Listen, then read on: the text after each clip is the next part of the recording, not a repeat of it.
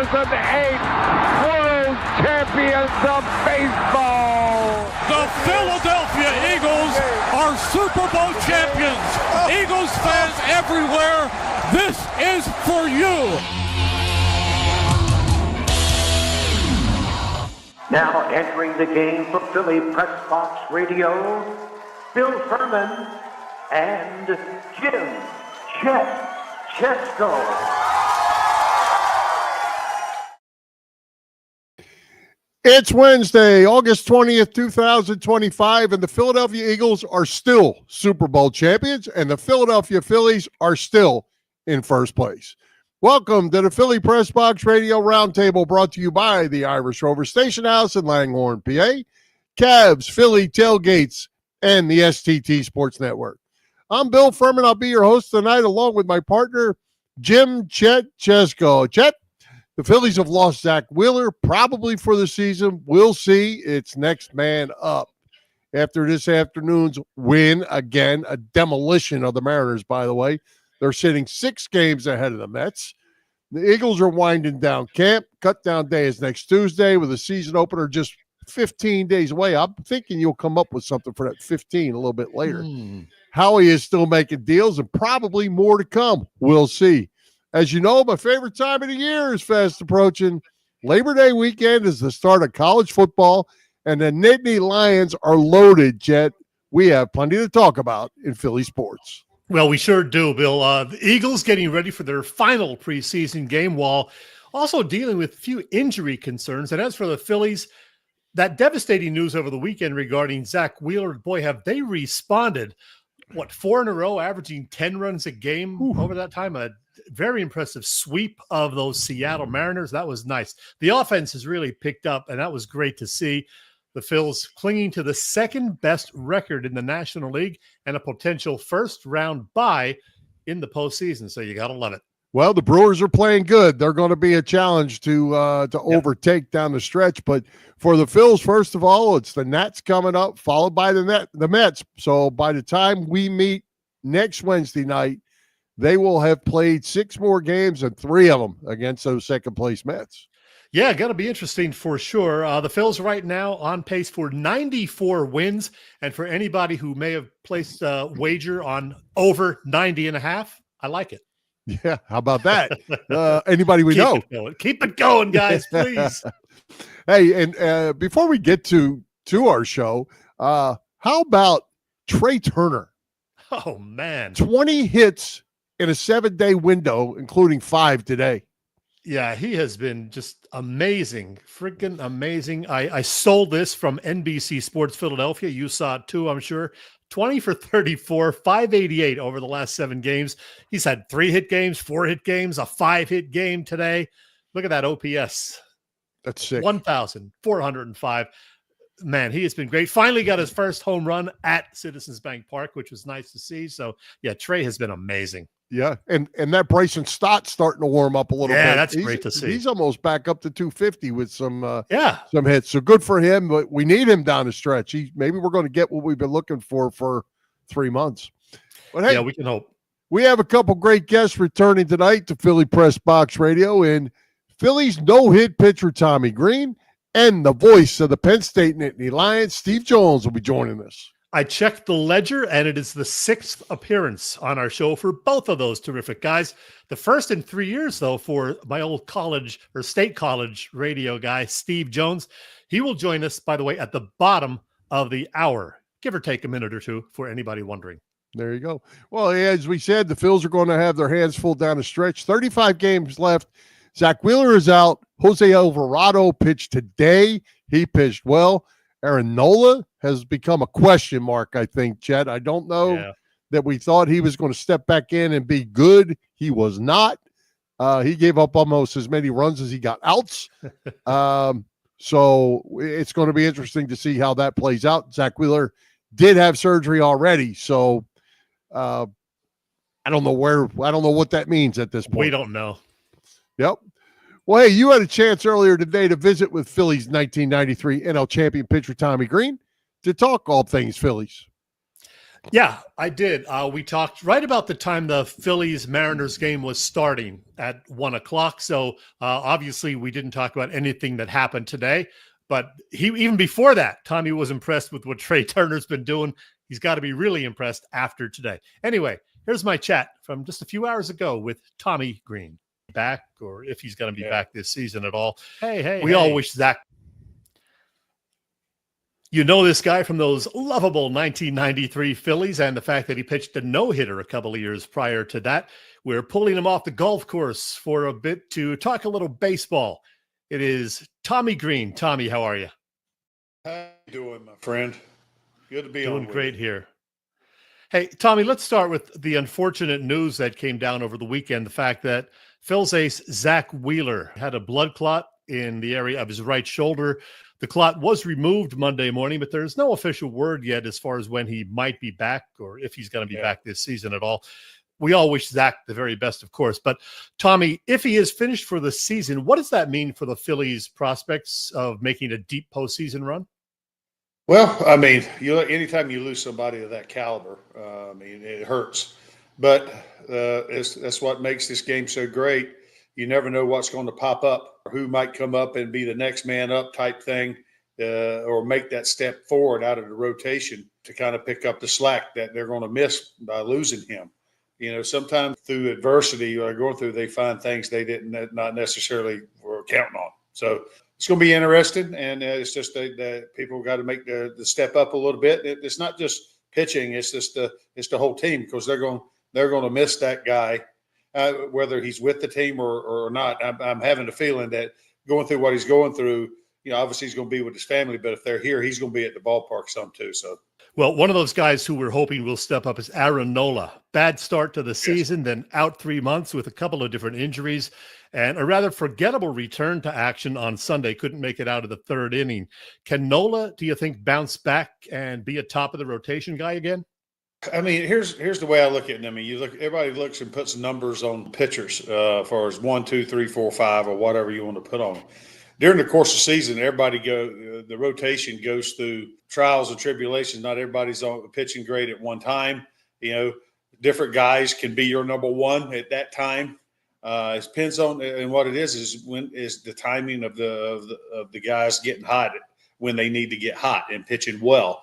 And when they need to get hot is, obviously us maintain our lead in the division, but getting hot towards September and pitching at their best. So that's what we're hoping that happens. And Nola's had some struggles this year and some injuries, and it's coming back and getting back out there and getting the juices where they need to be, and hopefully build some confidence, to go out there and make the quality pitches he needs to make to be successful. And that's what it comes down to. Do I think he still can do the job? Yes, I can. I think he's always been that guy. Does he have the same type of stuff? Yes.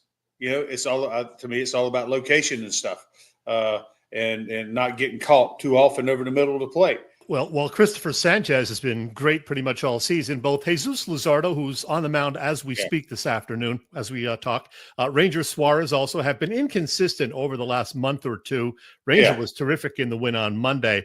What is your confidence level in those two left-handers? I'm confident in them. You go through those stretches. You're always learning. And I mean, because you go through little stretches where you get out of whack a little bit, and you're always trying to find that again. It's like your golf swing, Chet. It's sometimes it's there, sometimes it's not. And you have confidence in it, and sometimes you don't. Sometimes you get out of whack a little bit, and that's why we have pitching coaches and stuff, and everything's so modernized today.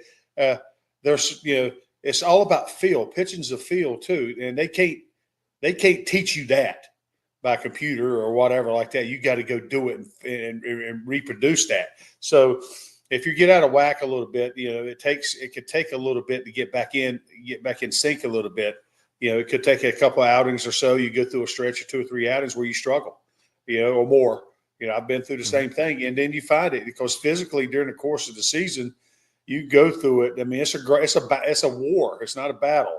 Every game you pitch is a battle, but it's a war. It's a war of attrition. You got to last throughout the year, and your body goes through these ups and downs where you got to learn. you got to figure out when you need to take some time down more, or maybe not do as much in between, so your body kind of bounces back a little bit and you maintain your stuff that way, and feel a little bit. So because sometimes you just don't feel good, and that's bottom line. So you're trying to battle through those situations too. Well, let's talk about the bullpen. Jhoan, Duran has had quite an impact. Setup guys, Kirk struggled the other day. Strom, though, has been pretty good of late. Jordan Romano, I don't know if we want to see him on the mound again. Do you think they can use Romano again this season in a high-level situation? Well, I mean, right now he's kind of pitching himself out of that. And they got guys down in the bullpen right now that, I think we got enough down there, especially since we got our closer, and that's what he is. He is the guy, and we just got to get the ball to him somehow in the ninth inning, and we're going to have a real good chance of closing it out. See, that's what's so good about it. That gives the whole team confidence, and you feel it from them too. You feel it from the fans. You feel it because he started off with the, so to speak, a bang, having success, throwing strikes. And that's what's so amazing about him, with the stuff he has and the command he has with it. And that's pretty impressive. Not just one pitch. I'm talking with like 3 pitches, that he does have. And it's real impressive. And it's going to be a type of thing where people draw off him and feed off him how he does things, and they can't do nothing but make you better. And guys in the bullpen are going to get that from him too. Yeah. Hey, I'm still baffled as to why Trey Turner didn't make the All-Star team. He's currently batting .295. He's got more hits than anybody else in the National League. His defense at shortstop has been better this season. Yeah. What is your take on Trey Turner this year and the fact that he's now firmly entrenched in that leadoff spot? Well, that's the guy I wanted up there anyway, for the most part, because I'm more traditionalist. I like that speed at the top. I like him being able to get up on base, because he doesn't necessarily have to hit it through the hole to get a base hit, because his legs play. And anytime we have somebody on base in front of Schwarber and Harper, that's a blessing. And he's done it. It did shock me, being because he was the top of the league at the time, didn't get the All-Star nod. Yeah. That was sort of shocking with me. He deserved it. And he's had it. I like to leave guys alone when they're playing well. Satisfied with his defense. He's made some progress, obviously, from the last couple of years, until now. He's a pleasure. He's fun to watch because he's exciting, because he can run. He's multifaceted.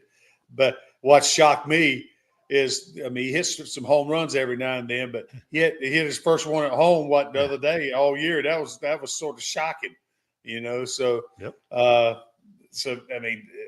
to see him being a little power droughtage here at Citizen Bank, which is more of I call it a homer dome, because the ball flies out of this joint. But it's good to see him. It's more than one way to skin a cat. I like this. He's getting on base other ways and scoring runs other ways, which is good to see. Well, what else is good to see is the fact that Bryce Harper seems to be getting his power back. He slugged 2 monster home runs on Monday. Yeah. Can we dream that, Harper, Schwarber, Turner, and Castellanos will all be in a nice groove when the postseason comes?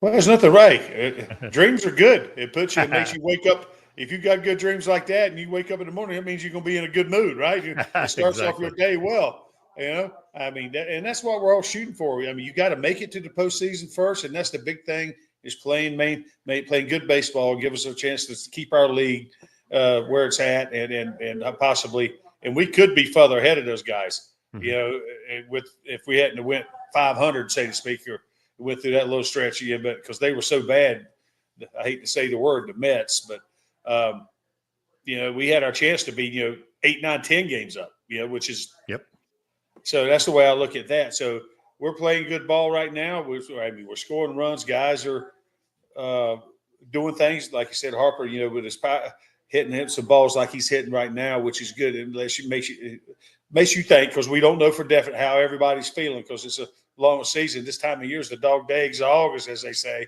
dog days of summer. You feel it a little bit. So they're trying to take care of themselves and do the right thing. So hopefully, for this, when it hits September, it's game on. You got to get it done. You can't afford to give away games. We got to score. When you get a run on third base and less than 2 outs, you got to push them across. You got to get them across. We got to do the little things, the baseball side of things, to put us in that situation where you're not.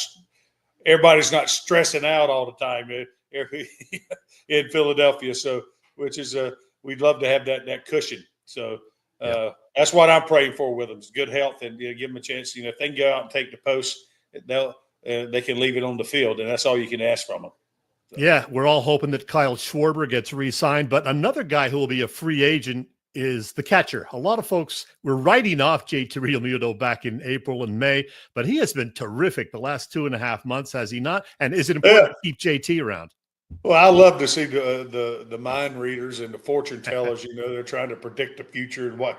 They forget there's 162 games to play. And you go through the struggles. He started out slow, but hey, leave the man alone right now. He's doing exactly what you want him to do as one of the leaders on this team and the captain of the basically the pitching staff. He's helps control a lot of things. You got to give him a lot of credit, for what he's done throughout the year with our starting rotation. We've been right up there at the top of the league the whole year. So, and it's when you got a guy like that can nullify the running game the way he does for the most part, it cuts down on the runs, and that's what we're talking about. We're giving our offense a better chance of just, not having to do as much, to win a ball game, and it's a team game, and that's what it comes down to.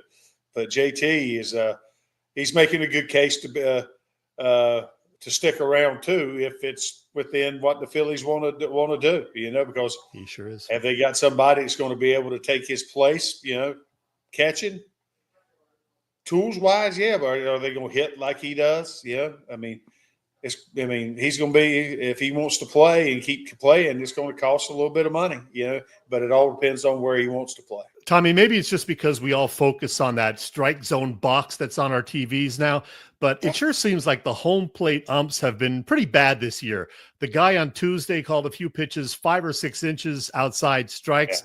Yeah. Is it now time to make that move full-time to an automated ball strike challenge system? No. I don't like it. Never liked it. Wow. Ain't never going to like it. I'm the old dog. I think the umps overall, for the most part, they do a great job. It's a very hard job, and I do like the human element of the game. That's just me. Everybody's trying to speed up things. I miss the arguments at home plate with the managers and umpires. Because everything gets, that's just the era I come up in. So it's I like the human element about things. I get that people want to get it right, speed up games, but there's a lot of things that's changed that I don't like about it. The pickoffs at first base are it's unbelievable. You can't pick off it twice. The cat and mouse game between the hitter and the runner and the pitcher is a huge thing during the course of the game. And it's about not letting people in on the mental side of things, and that plays a difference. Not getting out there, just throwing the baseball as fast as you can because there's a clock you got to go, and you're trying to, do something that's out of the ordinary all the time. It's trying to speed up things. That's just I never really liked it. Not that I always wanted to try to work as quick as I could. I want to get in that rhythm, and I want to get in that thing. But the hitter's job is to break our timing and rhythm. Sure. And sometimes they step out to try to mess with us mentally, to try to do it. We can't let them in there. We got to maintain focus and go and do. And that was part of the game, I guess my big thing, is you can't stay to the end of the game, get in your car and listen to L.A. and Fransky on the radio, man. They're the best. That's the way I look at it. I do that. Yes. Yeah. All right, Tommy, we're going to agree to disagree on the ABS, but that's okay. I got you. I don't like the box. I like, I like that thing. I like going, ooh, I think that's a strike. It don't have to be, what it is. You know, Yeah. I just like the old way a little bit. It just gives people more things to talk about. Controversy. It's good for talk radio is what it is. Absolutely. Hey, one thing we do agree on, though, is the Darren Dalton Foundation doing a lot of great work. And, you know, so many of your old teammates from the 1990s Phillies teams make it a point to be involved. The foundation has a couple of cool events coming up on the calendar. I know you'll be at one of them. That is September 6th down in Chesapeake. What do you know about that?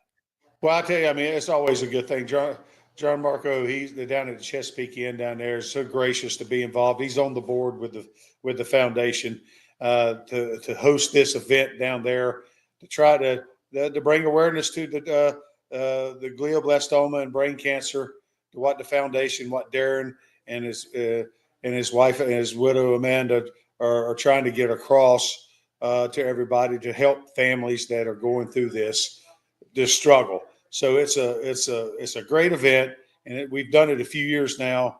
And I have to say, I have to credit John Marco and his graciousness for hosting the event down there for us, and the people who've come out and support it, because we've had a few great years of people coming out and support it, and we're looking for another great time. And I saw the other one, the gala we had at Bases and Bow Ties. Yeah, I'm going to be at both. So this is the inaugural event for a bigger event gala that we're having down in Philly, and we're really looking forward to that, to get that going, and hopefully we can do it every year and raise some good money, you know, more than what we do at the other events, to really help people and turn this foundation into what it needs to be, you know, to be able to help more people. That's what it's all about. And by the way, it's not just baseball players, former players who are involved in this. I see Bernie Perrant is among the guests. How did you and Bernie end up being good buddies? How about that? You know, Bernie's my man. Yeah, he's great. As you know, we pretty much we were on a golf circuit where we help, where we like to go. We like to play golf, and we like to support the charities that they support, that golf outing support, and we get invited to do that. And that's where I run into to Bernie years ago, on I call it the circuit, you know, where we help. And he's such a great guy. And obviously through the years that with him and his wife Jeannie, me and my wife Wendy have become real good friends with them. And you talk about good people; they're good people. Bernie's good people, Jeannie's good people, and that's all we're about, was trying to help people too. Absolutely. Hey, last thing, Tommy, hearty congratulations to you and Wendy and your family on the birth of a new granddaughter last month. That is your first, I believe. And there's a picture of you and Wendy and the new baby. That's got to be awesome. Well, her name's Evangeline. And I have to tell everybody, I do feel older since I am a grandpa now. The day she was born, that morning, I was like, okay, I feel older legitimately now. Yeah. Because you never think that day's going to happen, but it happened really sooner than you think it's going to happen. You know, so because I look back and I say, I'm not in the spring chicken no more, man. So it's a beautiful thing. It really is. Again, folks, get details on the upcoming Dalton Foundation events at, you guessed it, DarrenDaltonFoundation.org. Tommy, thanks as always, and go Phils. Thank you very much, man. It's been a pleasure. It's always great having Tommy with us, and always insightful. Yeah, he's good. And I love that Southern drawl, man. That is nice. Oh, yeah. Good old North Carolina boy. Yeah. Congratulations again on the birth of the granddaughter. And what do you think about the ABS challenge? I was surprised. Tommy is against it. I'm against it too. Are you? Oh, yeah. You're an old head. So, well, and I'm with him on the box. You know, I think the box has created, I mean, the umpires do stink. We will agree to that. Yes. But I think you look at the replay and you see where it nicks the box. You know, well, that's really not bad umpiring if you call it a ball or a strike. I mean, you're talking a fraction of a line on a TV screen. You know, it just creates more problems than it's worth. With that said, they miss a lot of pitches that are 3 baseballs outside or low, you know. Yep. So I get that part. Well, hey, let's jump over and Well, you know what? First of all, a couple of things. In fact, I have several things I got to tell you right now. First of all, in the interview, I mentioned that Trey Turner was hitting 295. After going 5 for 6 today, he is up to 303. Yeah. It's tough to jump up 8 points in one day this late in the season, but when you go 5 for 6, it's hard to jump up 8 points at all. Yeah. Let alone in a day. All right. Now, secondly, I was trying to get you to check your phone. Oh, I texted with Steve Jones. He is covering a baseball game, but hopes to be able to join us by 7:45. So yeah, I did see that. Okay. So 7:45-ish, we will hopefully have Steve Jones then. So we're going to switch things around a little bit. And the first thing, Bill, I know you usually like to tell me about the STT Sports Network and all that stuff, and how to subscribe and like us and all that. But you know what? I'm going to let Phil Stifle tell you something very important himself. Yeah, the man, Phil, here digitally. I'm Phil Stifle, founder of the STT Sports Network, and I'm running this great fundraiser through this YouTube channel where we're raising money for the Eagles Autism Foundation. What I've got is I got 3 great autographed Eagles items that I'm selling raffle tickets for, and then on September 4th, before the Eagles play the Cowboys, I'll be live on this YouTube channel to give away these prizes, to draw the raffles. What do we got? First, we got this football of the Eagles here. I'm going to touch it. It's signed and autographed by Cooper Dejean and Darius Slay. I've got this great picture of A.J. Brown framed and signed by A.J. Brown. My main man, Jim Archidegano from Next Move, Keller Williams Sports and Entertainment, donated it to me. So, guys, A.J. Brown signed photo, and also not in my possession. My man Peanut from the Pixelated History YouTube channel is giving and donating a Brandon Graham strip sack poster signed by Brandon Graham himself. All these prizes we're raffling off. How do you enter the raffle? How do you buy raffle tickets? It's very, very simple. They're $5 raffle tickets. No limit to how many you can buy. This is my Venmo information. You send me a Venmo, and 100% of the money sent to me will go right to Eagles Autism. And you can buy one $5 ticket. You can buy 100 of them. Big Al's got like 50 of them already purchased. He wants these prizes. At Phil Stifle on Venmo. Again, my goal is to raise $1,000. And, of course, like I said, all the money's going to Eagles Autism Foundation. You can check out their website right there. And, again, the raffle will be going off on September 4th. Guys, like this video. Share it out because I know you want to win these prizes, but the more money raised, the better for Eagles Autism. Guys, let's have a great Eagles season. Let's get these prizes, guys, given out. Go Birds. Bubbles up. So I'm wondering, since we're part of the STT Sports Network, are we eligible to buy raffle tickets and win prizes? I don't know. I think you're always eligible to spend money for a cause. Okay. So I'm going to speak for Phil and say absolutely. You want to buy tickets, Phil wants to sell them to you. So he's got to get his goal of $1,000. And I think I saw today, is he $300 short yet? I know he was well over 500 the other day, so that sounds about right. He's like $300. He'll make it short yet, so he's got a couple weeks, and he's got 2 weeks. Got some good prizes there. It's good stuff. Well, tell us more about the STT Network. Well, Bill. Philly Pressbox Radio, is part of the STT Sports Network, as you said, as in Set the Trends. It's a network set up by our pal Phil Stifle, who you just met. Hosted a terrific Trending in the AM show that you can find every weekday morning on the STT Sports Network YouTube channel. Check out Phil. Be sure to subscribe to the channel. Phil's show is on there, and so is ours. That's right. You can find Philly Pressbox Radio there in addition to our own YouTube channel and on our Facebook page. Again, it's the STT Sports Network setting the trends for what sports talk should be. Mm-hmm. And Chet, I would tell you, Phil likes to stir the pot a little bit too. So if you have some opinions, there's a good place to stop in the morning. Check out Phil because you might get into a beef with him. Yeah, and Phil loves to have, a lot of back and forth with his viewers. And he's got a bunch of people who are a core audience. They're there every day. I generally hop on a couple of mornings a week for at least 15 minutes to a half hour. Hopped on there this morning. And in addition to sports, they were talking about concerts and, what concerts people have seen, what they would like to see, how many they've seen of, certain artists. So I definitely had to jump on there and mention how many times I saw Springsteen and Tom Petty, because that's who they were talking about at the time I jumped on. But yeah, Phil is great. Catch him every morning, 8 a.m. on the STT. And you might even end up talking pumpkin beer for some reason, but we won't go back there. Hey, tell us what's going on, speaking of beer, over at the Irish Rover Station House. Dog days of summer, as Tommy Greene says. Yeah, the Irish Rover Station House, located in Langhorne, Pennsylvania, is one of my favorite places. The Rover has trivia every Wednesday at 7, dinner specials Thursday through Sunday, killer burger Thursdays, as well as Thursday evening specials on wings and Stella Artois. Oh, big news. You may remember that back in mid-June, the annual Father's Day car show had to be postponed due to some nasty weather that particular Sunday. Well, they will have that car show, and it's going to happen this year on Sunday, September 7th, starting at 9 a.m. It goes till about 2 in the afternoon. Always a great event with a couple hundred classic and antique cars there on display in the Rover's massive parking lot.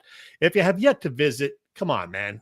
Get over there. The Irish Rover Station House is located on Bellevue Avenue in Langhorne, and you can find all the details about everything on the web at irishroverstationhouse.com. And now, Bill, I give you this. Hey, everybody, it's Willie Nile here, and you're listening to Chet and Bill on Philly Pressbox Radio. You lucky people.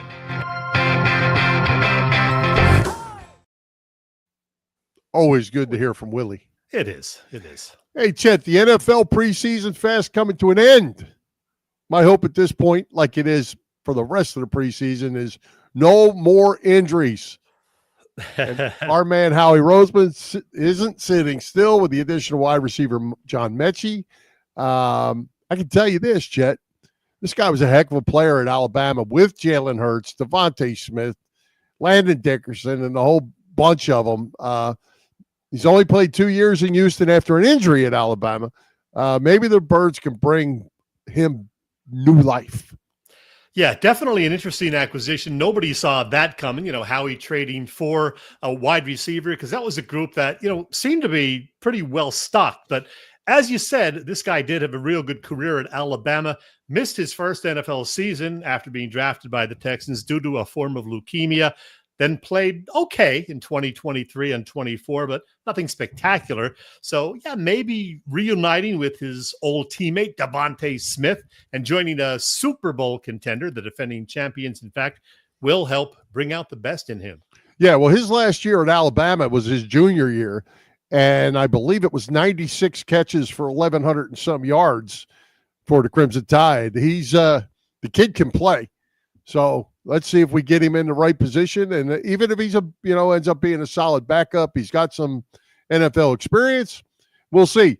I'm going to guess come next Tuesday, cut down day, Howie's probably not done. Yeah, well, somebody's got to go from that wide receiver group. Will Jahan Dotson be traded? Will Darius Cooper, who looked so good in preseason, not make the team? We'll find out. Meanwhile, Bill, some injury concerns. Jordan Mailata with a concussion. A.J. Brown has practiced very little this month. Drew Makuba, who had that great preseason game on Saturday with a pick six and a fumble recovery, suffered a hamstring injury in practice Tuesday morning. Johnny Wilson left with some kind of injury. So we'll see what all that does in terms of, these guys winning jobs and playing time for the Eagles. Yeah. Well, the only position that they say is settled through camp thus far is Tyler Steen has won that right guard job. I don't know who's going to play left guard at this point, with Landon Dickerson, going to be out, it looks like, for a little bit. No, I didn't hear that. What's the Dickerson news? Well, I haven't heard any news, but the chances of him being back for opening day are kind of up in the air. He is or he isn't, right?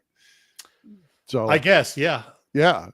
But the defense, apparently, I forgot. I totally forgot about his injury. So yes. Yeah, Landon got hurt. Yeah. Yes. He laid on the field. The last play of the open practice. That's right.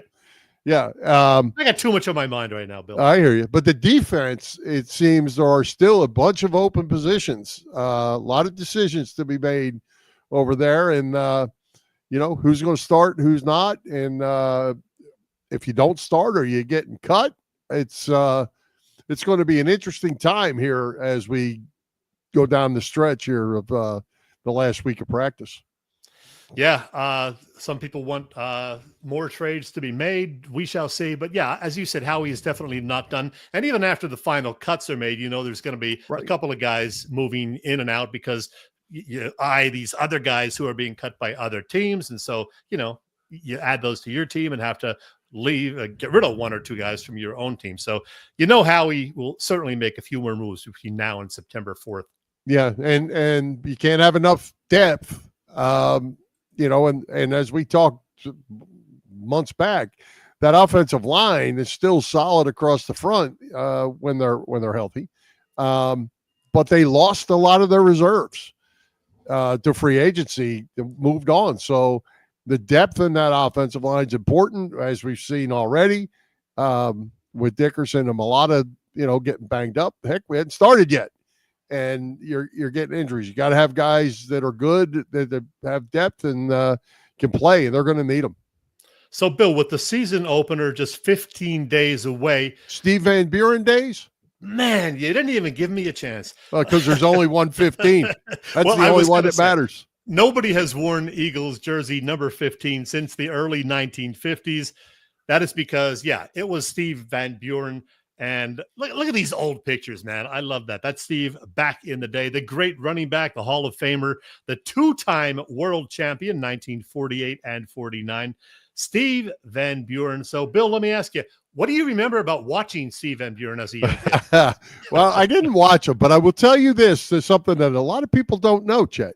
What's that? When Steve Van Buren retired from the National Football League, he was the all-time leading rusher in NFL history at that time. Any idea how many yards he ended up with? I don't remember. I want to say 5,000 and some. And he's probably 50th on the list now or something. Yeah. I want to say it was 5,000 and something. But a lot has happened over the last 74 years. Since absolutely. But yeah, it'll be interesting to see the Cowboys first on the list. And with that said, 2 weeks from tonight, Chet, we will make our predictions for the season. And I think you and I, just in our little chit chats back and forth, we might have a little different viewpoint of how things are going to go. Yeah, we surprising, and that is. I mentioned previously the over-under for the Eagles is 11.5 wins, and I am thinking under at this point. Not going to make that wager, but that's what I'm thinking.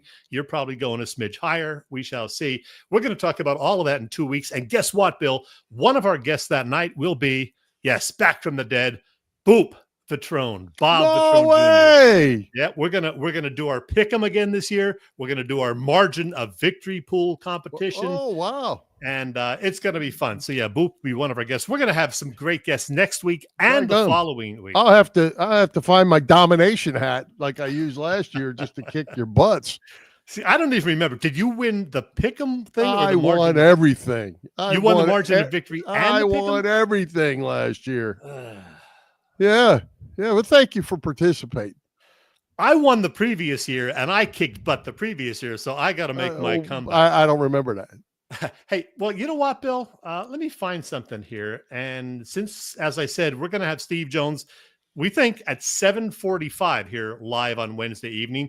But in the meantime, since we are talking Eagles, the last few weeks, I did that watch it now thingamajig. Yeah. Well, I got another one for you, and it is football related. And you had such a tough time, as did a lot of people, finding the Phillies game last Sunday on Roku. Well, now you've all got to get back to Roku, find the channel, figure out how to use the damn thing, because we got something for you. Here, watch this. Hey, watch it now. Okay, Birds fans, listen up. Available to watch only on the Roku channel is what's been deemed the definitive documentary about the Eagles' memorable 2024 season. Yeah, on Roku only. It's called Super Bowl Champions, the 2024 Philadelphia Eagles. And it's really a fun watch. It's from NFL Films, so it's great, right? You get lots of orchestral music over the season highlights. You hear lots of Merrill Reese and Mike Quick calling the action. There's some locker room and sideline stuff that we hadn't seen previously. And there's narration from Broadway star Leslie Odom Jr., a native of the East Oak Lane section of Philadelphia. There are some flashback moments to the 2021 hiring of Nick Sirianni, the great 2022 season that ended with a heartbreaking loss in the Super Bowl to those Chiefs, the 2023 season that started so well but ended so miserably, before getting to the 24 season that, despite a shaky start, culminated with a second Lombardi trophy. Of course, it's a blast watching some of 2024's memorable plays from newcomers Zach Bond, rookies Quinyon Mitchell and Cooper Dejean, and, oh yes, Saquon Barkley. I almost forgot just how many long highlight runs he had in his record-setting season. And the embattled quarterback, Jalen Hurts, of course, coming up big in the biggest moments. Regarding the 1 hour, 26-minute documentary, NFL film senior producer James Weiner says the end product is perhaps the best compilation of Eagles footage from this past season that exists. If you're wondering if there's a DVD available, well, so far, no. But Weiner says there likely will be one coming out sometime before the end of the calendar year. So in the meantime, between now and September 4th, perhaps when the season begins, do yourself a favor and watch Super Bowl champions, the 2024 Philadelphia Eagles. Go Birds! So, Bill, I watched that this morning, and it was really, really good. An hour and a half, and it was really well done. Of course, NFL Films, everything is, great that they do. And I got to be honest, I kind of teared up a few times watching it. So you got to check it out. Well, I'm going to make you tear up again because I have a question for you. Who wrote that bit you just read? I did. Why? Embattled quarterback. Well, but what I Super mean by Bowl that, champion quarterback Jalen Hurts. Okay, Address and what I him mean by right. that is the fact that a lot of people, including the people who make those lists, still put him way down, not in the elite category. And maybe I'm one of those guys, but get with the program, man. You're going to hear it for about 21 more weeks after opening season. You better get with the program. Embattled, nothing. Me and you going to go at it. I can tell. You just ain't getting on board. That is funny. Should we go tailgating, Bill? Absolutely. And what could be better than a stretch run of Phillies baseball, Eagles football, and tailgating with the best tailgaters in Philadelphia? Bob Cavanaugh and the gang at Cavs Philly Tailgates. Yeah, Cavs Philly Tailgates has been cooking up a terrific catering business for some 35 years. Known best for their tailgate parties, Cavs is a 3-time winner of Philly Tailgate's Jack Daniels Great American Tailgate Party Contest and a past winner of the Philly Daily News Tailgate Award. Cavs also does corporate events, parties, you name it. Of course, Cav hosts tailgates before all Eagles games outside the link. And with Birds training camp wrapping up and, the final preseason game on the schedule, you know that they are working on getting that regular season schedule of tailgates all ready to go for you. And there will be a tailgate outside the link on September 4th before that Eagles-Cowboys season opener. There will also be tailgate parties before the home games against the Rams on September 21st and Broncos on October 5th. Get details on all upcoming events at Cavs' website. That would be phillytailgates.com. And if you have questions, you can email them at cavscatering@verizon.net. Cavs Philly Tailgates is the way to go. And Bill, how's this for timing? Our guest has arrived. Yes, he has. And Chet, it's my favorite time of the year. College football is ready to kick off. And the hype coming out of Happy Valley is as high as I can remember in many years. We're going to cover it right now with the voice of the Nittany Lions, Steve Jhoan. Steve, welcome back to Philly Pressbox Radio. How you doing? Steve, great to see you. Great to see you too, Chet. Oh, man, this is the first time we've had you on in 3 years. I don't know why it's taken us that long, but great to see you. Bill said he loves this time of year. I know you do as well. I know preseason polls don't really mean anything, but hey, with the Nittany Lions ranked number 2 or number 3 in those aforementioned polls, what is the mood out in Happy Valley, Steve? Look, for the team, it's business. I mean, it's really been a business-like team with a lot of competition in practice. Polls don't mean anything to them because they know they have to go out and they have to play the games. That's the bottom line. So they've gone about their business. The emotion has been on the competitive side, not on the ranking side, because The polls mean this. They're very simple what they mean. They mean promotion of games. Like this weekend, number 11 Iowa State plays number 19 Kansas State. So it does a great job of promoting college football. But when it comes to a 12-team playoff, the first one on November 4th is the only one that counts because that's the only poll that means anything.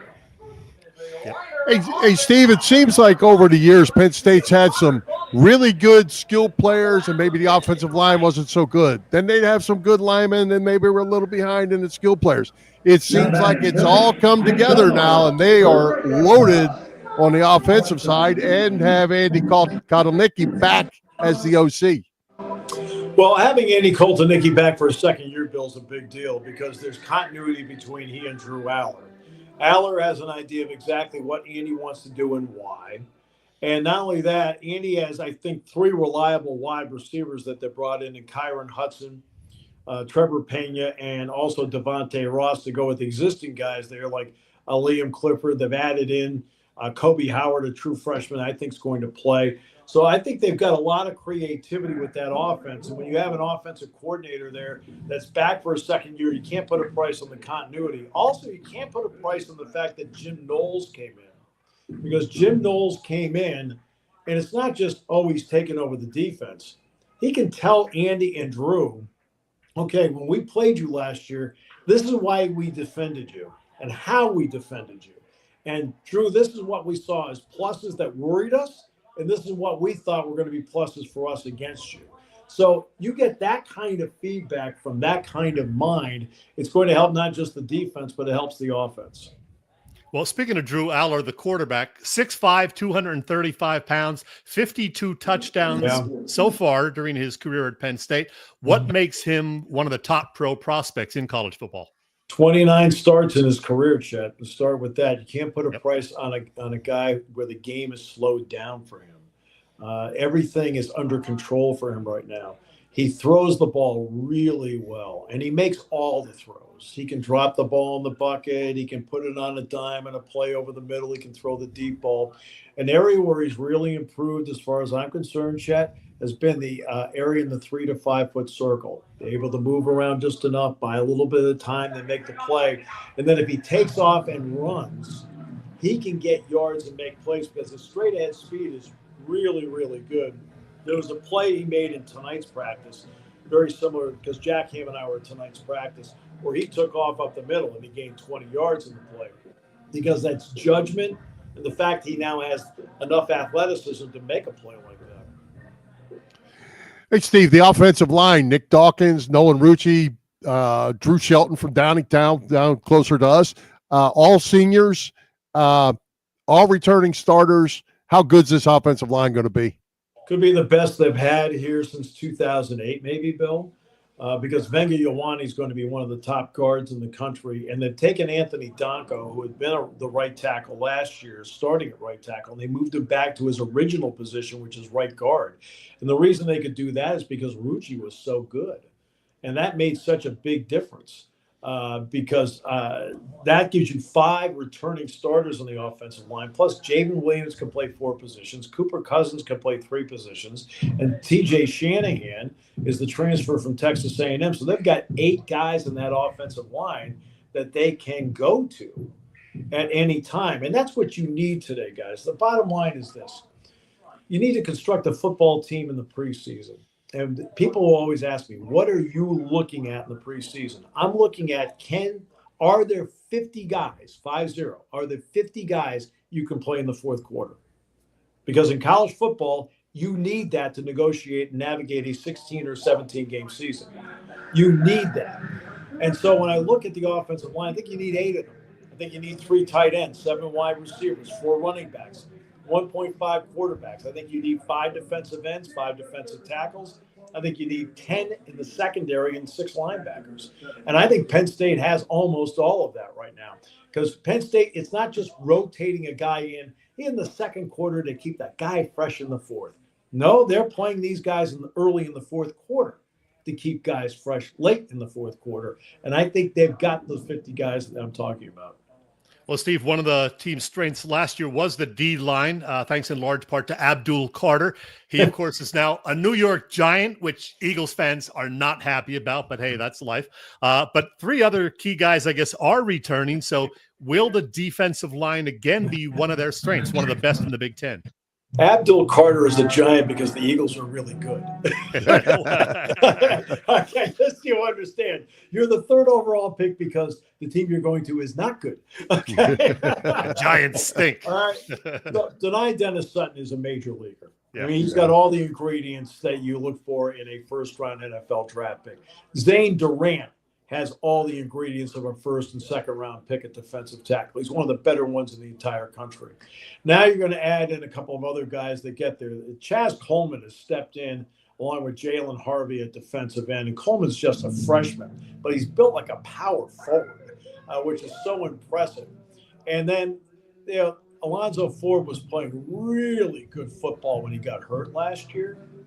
And now he's going to get a chance to start at that other spot. But Xavier Gillingham is a guy that I think can play really well. They've got depth up front. That makes a big difference. But they got 2 major leaguers there in Duran and Denai Dennis Sutton. Is Tony Rojas the next great linebacker guy, or is there somebody else up there that's going to be just as good? And just so you know, Chad, I can't hear Bill. So. Bill, he couldn't hear you. He asked Tony Rojas. I was saying about Tony Rojas. Yeah, is he the next great one? Back is really important to this team because Tony Rojas played last season banged up. Well, right after the season was over, after the Notre Dame game, it was taken care of. And Rojas has had an outstanding training camp. He has been excellent. And when you send out Rojas and Dominic DeLuca, you have 2 linebackers that know how to play. And that's a big part of it. The proper depth of a drop by a linebacker. That's how they get the interceptions in the SMU games. They were right in the spot they needed to be because they're both good at it. I think Amari Campbell is a big addition to this team.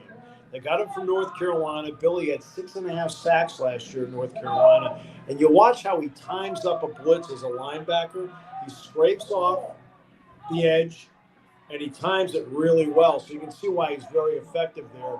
And getting Campbell is a big plus because Campbell, I don't think people realize, actually has 2 years of eligibility remaining. Steve, I got to ask you about this guy. The head coach, some people love James Franklin. Some people, well, not so much love. You know the numbers, 4-20 against top 10 teams. 1-15 against top 5 teams. Last January's heartbreaking semifinal loss to Notre Dame, giving the critics more fuel. So does Franklin need to win a national title to finally silence the critics? He's been very relaxed, right? He's not feeling any, Jack and I were talking about that today.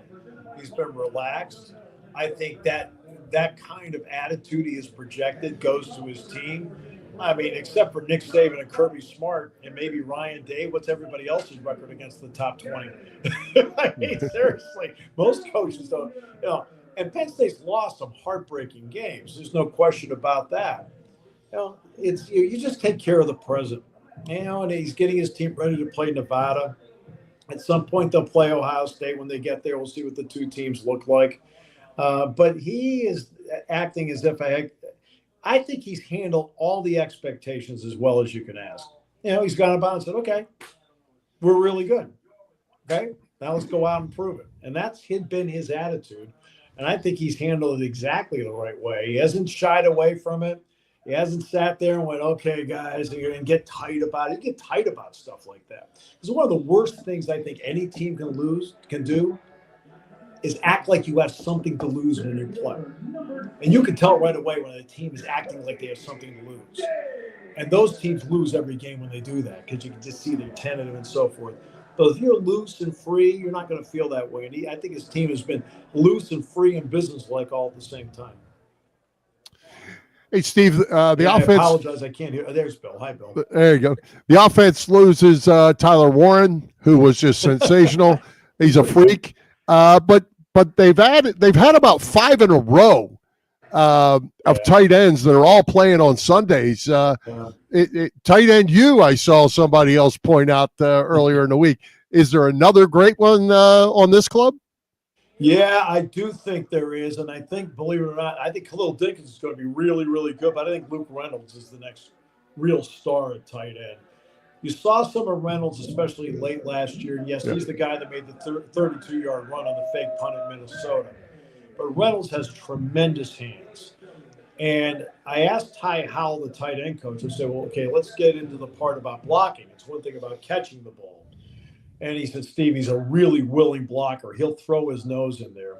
Dinkins is a really good all-around tight end. Excellent blocker, good receiver. And Andrew Rappelier gives him a third guy that can do all of that. They're not going to combine for 104 catches, which Tyler Warren gave you last year. They're also not going to play 9 positions like Tyler Warren did last year. Right. And I don't think any of them are going to snap the ball during a game like Tyler Warren did last year. But one of the reasons that they won't get 104 catches combined, Bill, is because the wide receivers are better. Right? And that's a big part of this because the wide receivers are better. They're going to have to prove it in games. You're not going to have 104 catches from your tight end. He was the best receiver they had. So because of that, they went to him more often than not. Now the tight end becomes an important supplement in the offense, but not the primary part of the offense. And I think the next star in that group is probably Luke Reynolds. Well, speaking of the wide receiver group, I guess 3 of them arrived via the transfer portal. So you can interpret for me. Okay, the wide receivers, Karan Hudson, Devontae Ross, and Trevor Pena. What do you like about the wide receivers? He said, what do you like about the wide receivers this year now? The fact, look, the 3 different types of guys. So let's start with Kyron Hudson from USC. Hudson fights for the ball. He'll make the tough catch for you.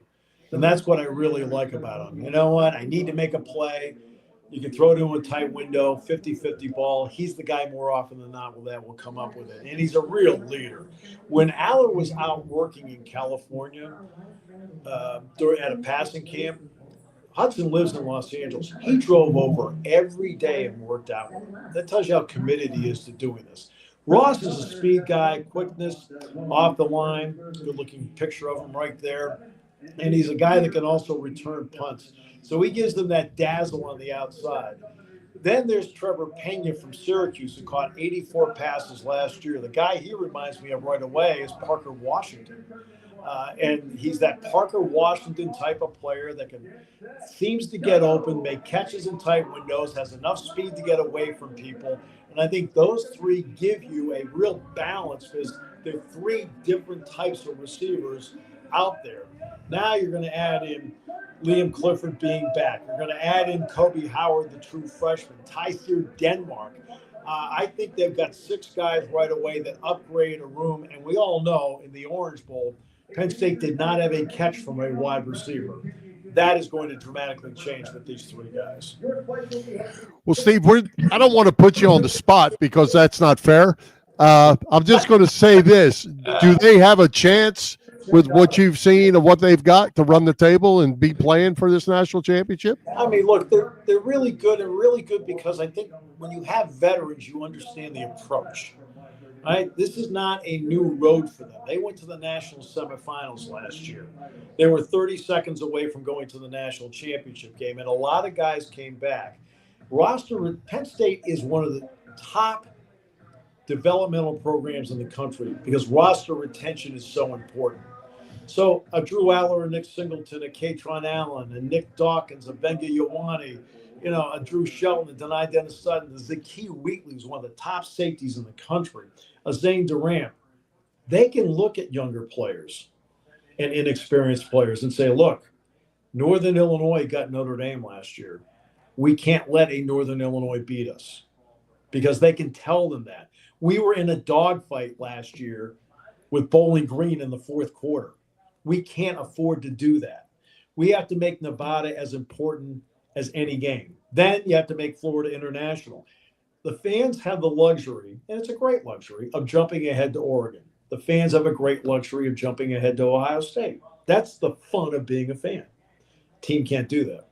And you have to have veterans. It can't just be the head coach saying it all the time. You have to have veterans that convey it to them. And because they have those veterans, they'll have the ability to convey those important messages that allow you to go week by week on what is really a marathon journey. Steve, can you hear me now?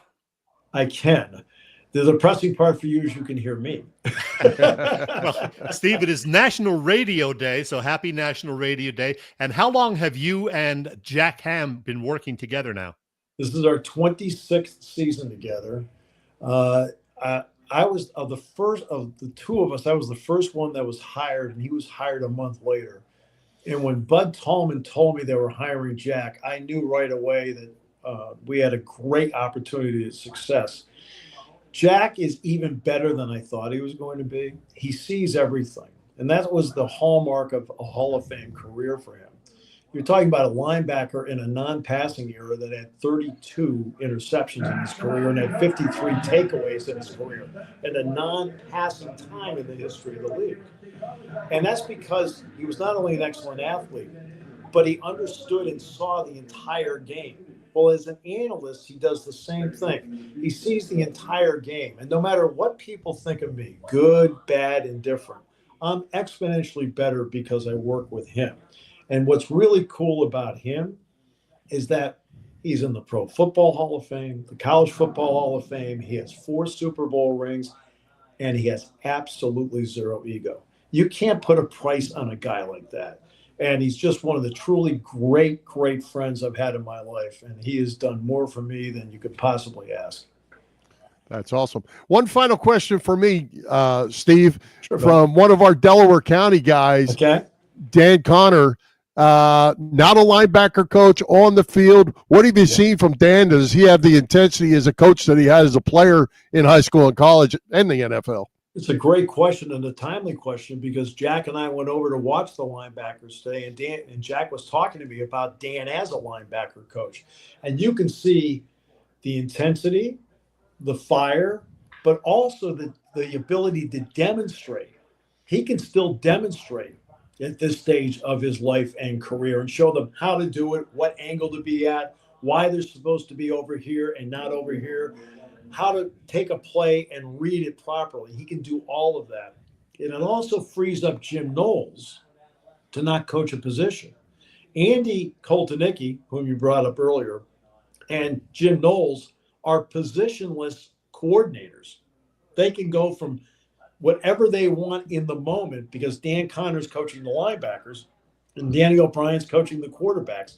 And Dan Connor has made a tremendous difference in the linebackers. And if you talk to Tony Rojas and Dominic DeLuca, they swear by him. And Steve, my final question, because it's National Radio Day, what do you remember about working with me at WMAJ in the 1980s? Yeah, John Molesky, Jim Chesko, and I came out of WDFM on campus. Yep. And Chet and John absolutely stood out above everybody else in everything we did. No, in everything, seriously, in everything. The other guy was Jim Coles. Remember Colesy? Yeah. Coles, he was really you 3 guys stood out about everybody else. And I knew that all 3 of you in one form or another would be tremendous successes in the business. Jim Coles worked at Channel 16 in Scranton, Wilkes-Barre for 3 decades. John Molesky's been working down in D.C. for decades, and you've been a great success at whatever you've done. The bottom line is we all had a great time doing it. We had a lot of fun, a lot of laughs, and when it came time to be serious, everybody did their job. And it was always great for me because the influence was between Jim, Chet, and with John. They had such great professional attitudes and rubbed off on me and helped make me a better pro.